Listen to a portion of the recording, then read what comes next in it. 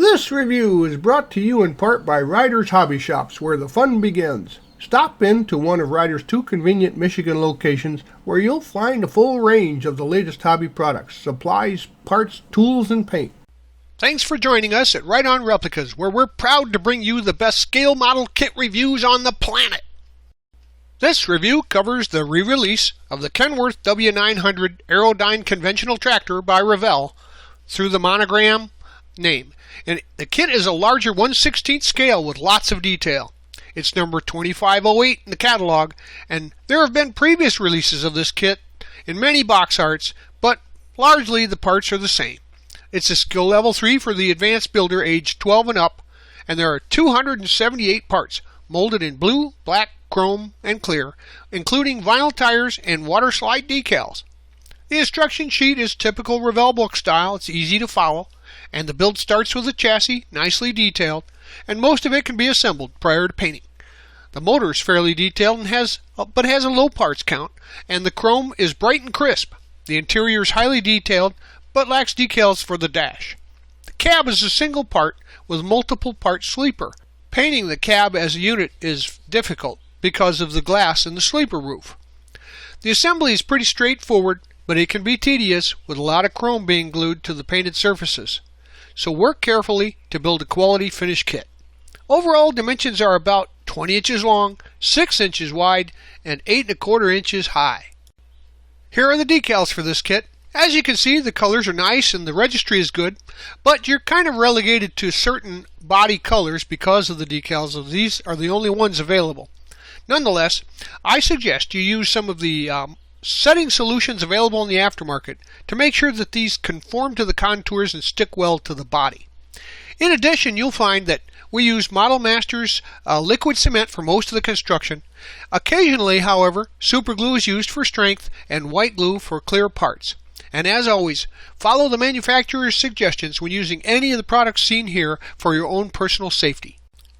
Here are what the contents look like, and as this model is molded in blue, I determined the best course of action was to wash the body parts off with some mild soap detergent and rinse them off and let them dry, then spray the entire batch with some high quality primer. Construction will start with the chassis, so you're going to want to grab these parts out of the kit and arrange them so that you can clean them up and get them ready for construction.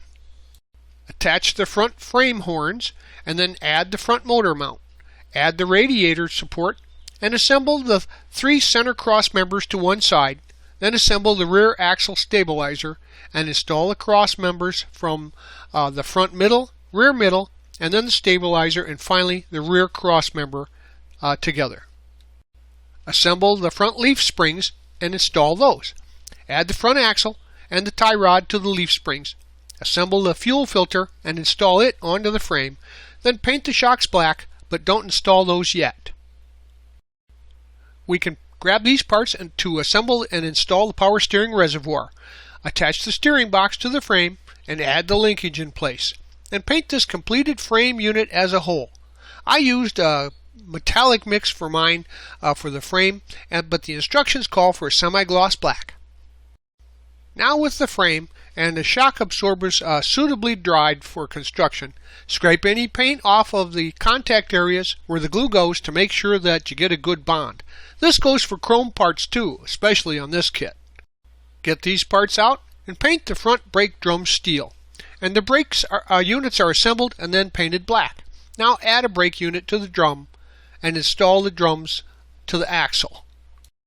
Gather up the parts for the rear airbags and paint those all flat black for frame construction. Now paint your suspension mounts frame color and then install those onto the airbags. Fifth wheel construction is next, so grab these parts out of the kit and paint the fifth wheel plate a frame color, with the fifth wheel itself section being black. Now the deck is aluminum or chrome, and the cab frame brace is frame color as well. Install the cab frame brace and add the deck plate and the fifth wheel plate. Then add the fifth wheel into place. Get out the pieces for the rear axles and paint those frame color. Now the brake units are assembled and painted black, and the brake drums are steel. The drive shaft is steel, and if you're building for a contest, there'll be plenty of seams here and at the joins to be sanded and finished if you want a nice smooth finish for your model. Attach the brake drums into place on the axles with the brake units attached. The front axle has the brakes to the front and the rear axle to the rear. Now install the front axle to the suspension supports and add the drive shaft and the rear axle. Grab the shocks and the torsion bar frame out of the kit and paint the torsion bar frame a frame color, and then the shocks are flat black like the others. The red arrows here indicate where the shocks are inserted into the torsion bars and installed. And so install the bar onto the suspension, and those are the white arrows on the suspension contact points. We'll turn our attention to the motor now. So you grab these parts out of the kit, assemble them, and clean up any flash that you need to smooth out. And I assembled the motor prior to painting it, so all the parts were fully assembled. And then the motor as a unit was painted cat yellow. And now we assemble the block, add the parts as follows: the water distributor, the heads, all 4 oil breathers, the transmission end and the motor front, the water pump, the alternator front and back, and assemble the turbo and add that, and then the turbo mount and the air compressor installed now. Now paint the belts flat black with cat yellow pulleys and the fan black that's installed last. Now locate the motor mounts on both the motor and the frame and scrape those clean and install that by gluing the motor into place into the frame. Locate these parts and paint the drive shafts steel and add those, and then the longer one goes to the center mount with the center mount on it goes to the motor. You can see here the drive shaft in place, and also paint the exhaust aluminum and install it. You can see that at the bottom of the photo. Assemble the radiator halves and paint the radiator aluminum with black top and bottom panels. The radiator cover is flat black with an aluminum cap. Now install the radiator into place. Now we'll already start using some of the chrome pieces, so we'll move to the steps next, and the access steps back and sides are then assembled, and they're painted body color. Then add the steps after that.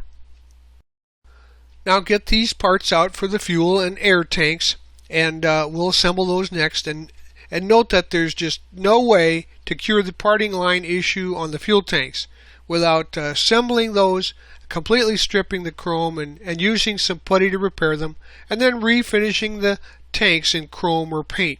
Longitudinal line is just going to be there unless you address it in a different way.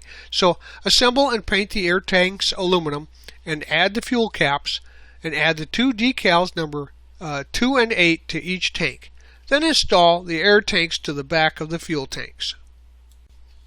Now attach the tanks to the frame and grab the steps that were assembled in the previous step and assemble those to the frame as well. Pull out the parts for the bumper, including the lenses and the plates there and stickers, and we'll install the bumper into the frame and add decal 17. Then you cut out decal 22, the tag, and use some white glue to attach it to the bumper, just without actually using the water slide. Just glue it right on there, and then attach the running lights into place with the white glue as well. Now we can assemble the front tires, and as this model does not have separate steer and drive tires, all 10 of them are the same. So there's a front and back side to the tire with the details towards the front side. Now paint the rim backs and hubs chrome, and then insert the back and add the rim front into the tires. Then add the hubs into the rim. To give the tires a road look, then press and roll the tread on some fine sandpaper. About a 220 grit will do to rough up that tread area. Now we're going to take the wheel assemblies and glue the inner part of the hub onto the axle spindle and watch the alignment there as you put those into place and they dry. get out the parts for the rear wheel assemblies now. And the rear wheel assemblies are dualies. Now assemble the inner hub with the rear rim and attach the center ring. And then paint these units chrome. And the tire treads are sanded just like the fronts on some 220 sandpaper. Just press and roll the tread. And then insert a tire onto the rear rim face out. And insert a front rim into another tire face out and attach it to the center ring. Then do all 4 sets in the same manner. With the rear wheel assemblies all put together, we can now attach a set of tires to each of the axles using some glue to put them into place. And once again, watch your alignment as they dry. Get these parts out of your kit and paint the front fenders chrome. The mud flaps are white with a black mount, and the rear light bar is frame color, and the tail lights are then stoplight red transparent with a white inner area.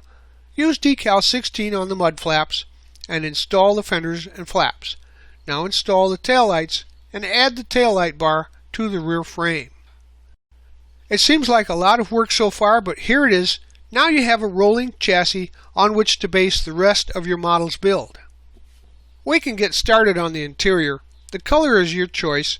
I used a 3-tone tan, and the walls and the floor are a nutmeg color. The seats are a light tan, and the interior panels are a medium tan. The shifter's flat black and silver, and the floor mat, pedals, and column boot are flat black. Now we'll work with the interior pan. Install the pedals and the shifter, and then add the seats into the pan, and you're starting to get a complete look. It's simple, but so was the truck. Now we'll work on the dash, and it is detailed with complementary colors. So I used light tan and wood colors, and all the dials and the instruments are then detailed with some different colors to highlight the switches and knobs. Although I didn't do it on this kit, it's much more preferable idea for the instruments to go online and download some instrument faces and just size those decals to fit and put them into place. But still, you can make a pretty credible looking dashboard with just some fine paint brushes and some silver pens. Now the steering column gets painted black with a silver inserts, as is the wheel, and the armrests are nutmeg. Assemble the wheel and the column and install that with the dash into the interior and add the armrests. We'll work on the cab and sleeper body now, and because it's important to put all the pieces together, we're going to assemble most of this so that we can avoid any color variations on the different panels by painting them separately. So we're going to skip the instruction sheet to assemble, paint, and decal the complete body. The cab and the sleeper can be assembled prior to painting to help the color continuity, and we want to do that to keep variations down as much as possible. So then those are primed, of course, before, so add the firewall and the visor to the cab and assemble the walls to the floor of the sleeper.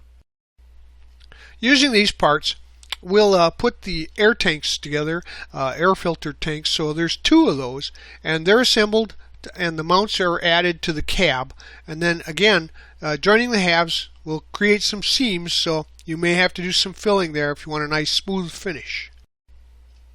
Now we can put together the cab, the sleeper, and the air filter mounts all at the same time. Now we can use these parts to assemble the sleeper roof, but it'll be painted with the cab detached because of the windows. So add the lower roof panel and the vent doors to the roof. The hood has inner shields installed, and then it gets painted with the cab detached as well. Now mask off the exterior and paint the cab and the sleeper roof interiors nutmeg to match your body interior, and then there will be no interior for the sleeper because it didn't come with any parts for that. I'll attach the roof in a permanent position after installing the glass, and the exterior is then painted steel blue, which is a color that I just color mixed with some automotive paints and came up with something that I thought looked pretty good. So the air filters are then also painted same color. Now we can add the decals to the cab, and I suggest you use plenty of warm water to soak the decals for about 30 seconds and let them float loose, and also to place them on the body. Use some paintbrush to lightly dampen that area so that you can move them into position. Then use a soft cloth or a tissue to wipe out any air bubbles and excess water off of them, and use some of that decal setting solution to make sure that they conform to the body and stick to it very well. I use some self-adhesive foil to make the trim on the model look more realistic. It's just like tape. You stick it on, burnish it down, and then you cut off the excess with a sharp hobby knife and leave it into place, and it really looks nice. Now we're going to work with the glass, and prior to installing that, I dipped my glass into some of the Pledge Floor Care floor polish. It's a liquid, and let that wick off and dry. It really makes the lens look more clear and crisp. Now you can install the windshield into place in the cab by using a bead of white glue.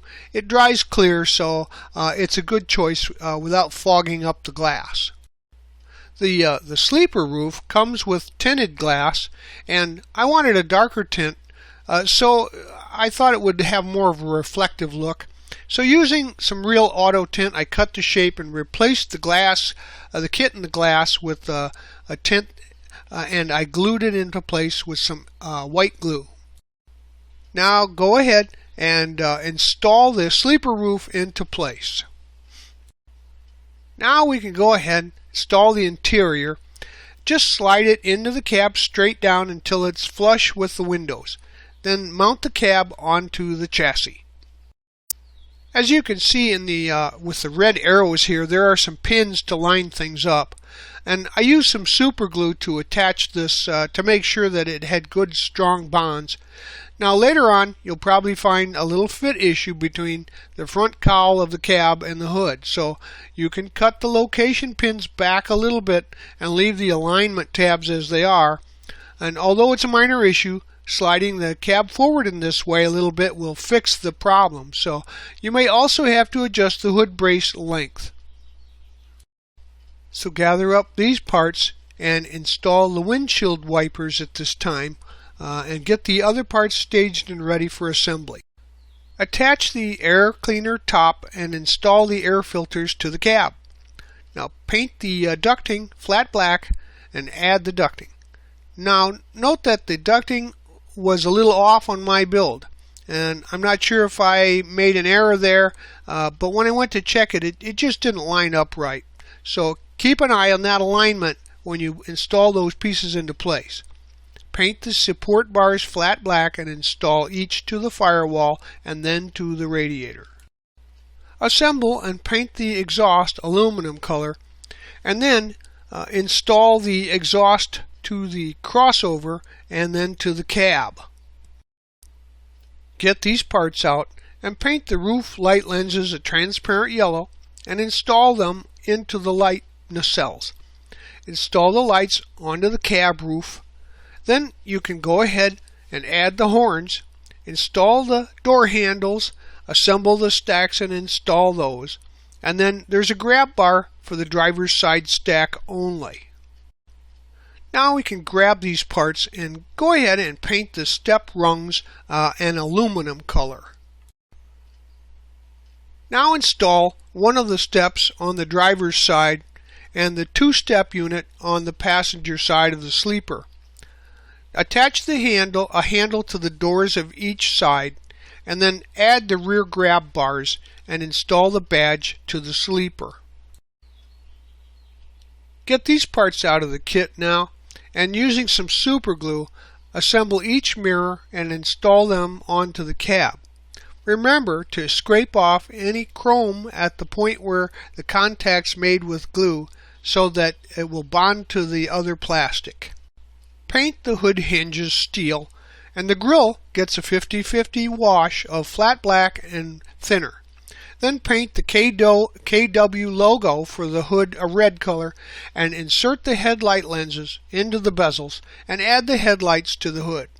Now paint the round blinker lenses transparent yellow, assemble the blinkers and install those on the hood, and add the badges. Now paint the front marker lenses transparent yellow and add those to the bezel and install them. There are two spotlights that can also be assembled and added to the edge of the roof, and then add the hinges to the grille and install the grille, adding the hood ornament in place. Add the hinge mounts to the frame and add the hood. Everything lines up on the frame and body, but again there's a slight gap like earlier mentioned for the air filters. All the mounts are correct, but it seems that the whole cab just sits back a hair too far. And this is where we mentioned a simple fix would be detaching the cab and moving it forward just a little bit.